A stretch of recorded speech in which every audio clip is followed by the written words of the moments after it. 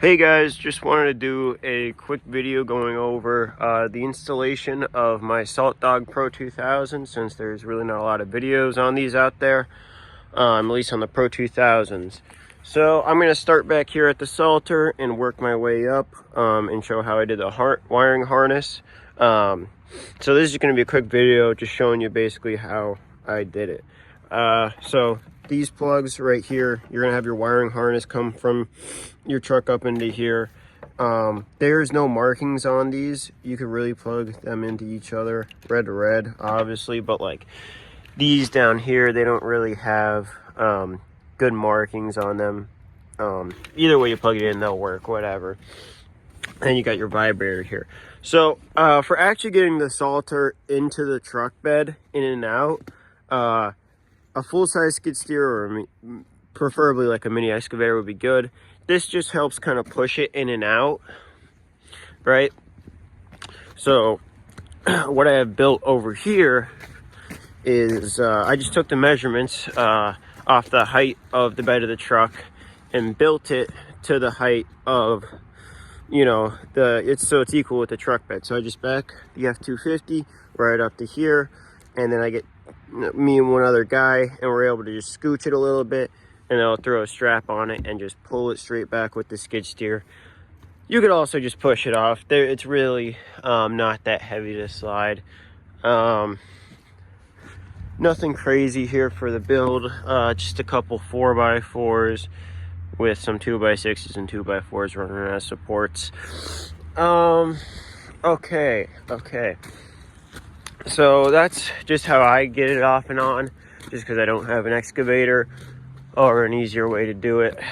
So back to the Salter here. So we have all the wiring run through here underneath your bumper, and then up and underneath we have a big spool of wires. This is just all the extra wire that you're going to pull. And then what I like to do is run a wire through the harness, just an extra wire through the harness, so you could just plug in some reverse lights, which I still need to get mounted up. Trust me, they help a lot, especially in blizzards.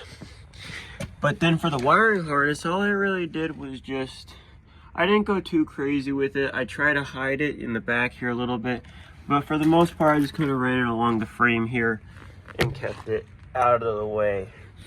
And then so you're going to run it up along the frame all the way up into here, and then you can see where it's sticking out right there.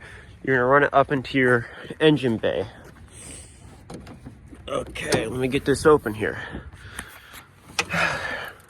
All right, so you have it coming up from your frame up into here, and then you're gonna need to drill a decently sized hole through the firewall. They are a pain in the ass to drill.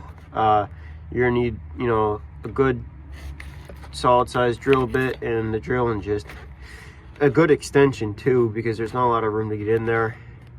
But with enough like wiggling and struggling, you'll be able to get it through. And then I didn't put the rubber cover back on it yet, but I have a rubber cover that slides over there. You can also just put a shitload of silicone glue, or I'm not sure if it's silicone glue exactly, but it's just like waterproofing glue people use for boats and electrical shit like that. Just basically seals it off. Right, cool. And then we come into the cab here. Just run it straight out of that hole. You can see exactly where the sunlight's coming through there. Nice and fucking bright. And then I just mounted it up along here. Just find shit to zip tie it to. Run it along the back here. And then you have your two connections, which plugs straight into your box right here. If there's a better place to mount it, I haven't found it yet. There's just not a lot of room to mess around with these. So just to finish wrapping up this video, like I said, we got the two connectors that connect into your box. All right, and then there's this third one, which is like a fuse tap. So it'll give you like the blue wire and the red wire here, and you're just gonna take the blue wire and find a fuse that when you turn the key on is live. I can't really tell you which one I have plugged into. I'm sure if you use a tester, you can buy a tester at Harbor Freight. They're like $5, or you could do it that way, or you could just guess, because most of them are on anyways. Something maybe like 10-15 amps will do you pretty good. And then all right, there is one more thing I am missing here, right?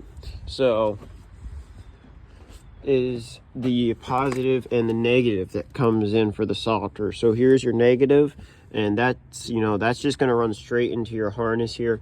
You're not really doing too much to it, just run it straight to the battery. Negative, cool.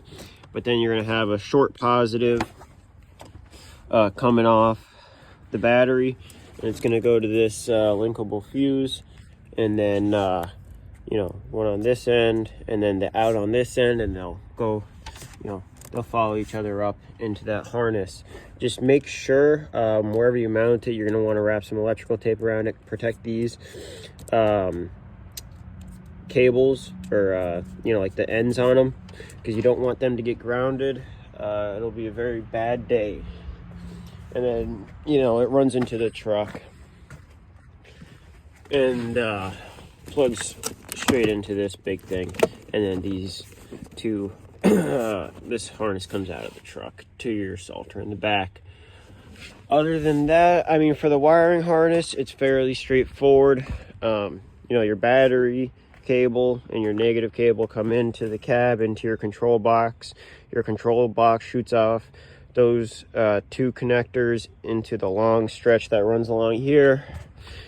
And you pull it tight, get it nice and zip tied up so it's not hanging. And then you have your three connectors, the one for your vibrator, the one for the spinner auger, and this is for the spinner down here. I'm probably gonna get this mount maybe just zip tied up a little bit better so it's not hanging as much. And then for the actual salter, just throw your ratchet straps, you know, down to the corners, obviously, and then tighten them. You know, don't just tighten the shit out of one side, because it's just going to start wanting to slide towards you. Take it, you know, tighten one at a time. Also, another tip would be getting, if you have a plastic bed liner like this, would be to get a rubber horse stall mat from like Harbor Freight, not Harbor Freight, Tractor Supply, because I guess these have a tendency to slide around. I do have one, but we had a snowstorm come out of nowhere, so we just had to get this sucker in there and get her going. But if you have any questions, shoot me them down in the comments. I'd love to help you guys out, and good luck. Hope you guys have a good day now.